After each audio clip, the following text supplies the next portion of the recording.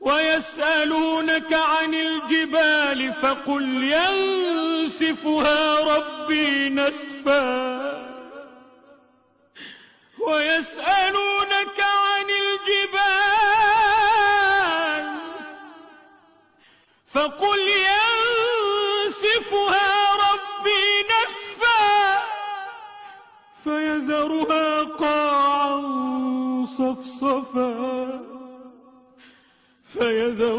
قاعا صفصفا لا ترى فيها عوجا ولا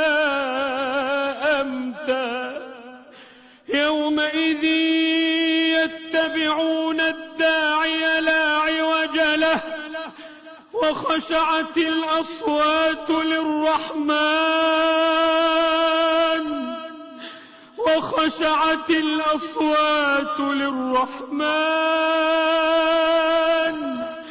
فلا تسمع إلا همسا يومئذ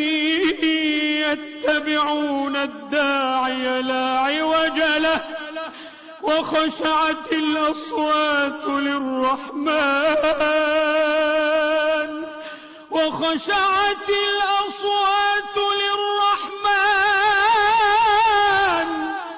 فلا تسمع إلا همسا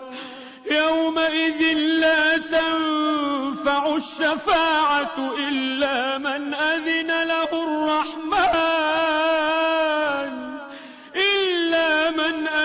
له الرحمن ورضي له قولا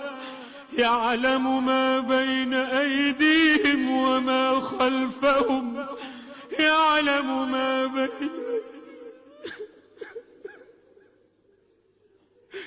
يعلم ما بين أيديهم وما خلفهم ولا يحيطون به علما وعنت الوجوه للحي القيوم وعنت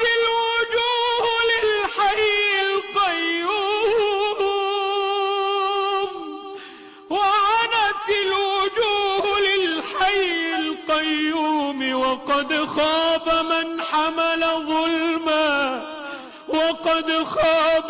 حمل ظلما وعنت الوجوه للحي القيوم وقد خاب من حمل ظلما وعنت الوجوه للحي القيوم وقد خاب من حمل ظلما ومن يعمل من الصالحات وهو مؤمن فلا يخاف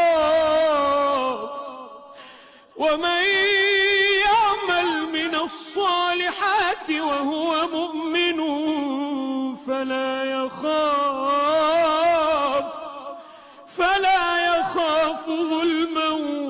ولا هضما وكذلك أنزلناه قرآنا عربيا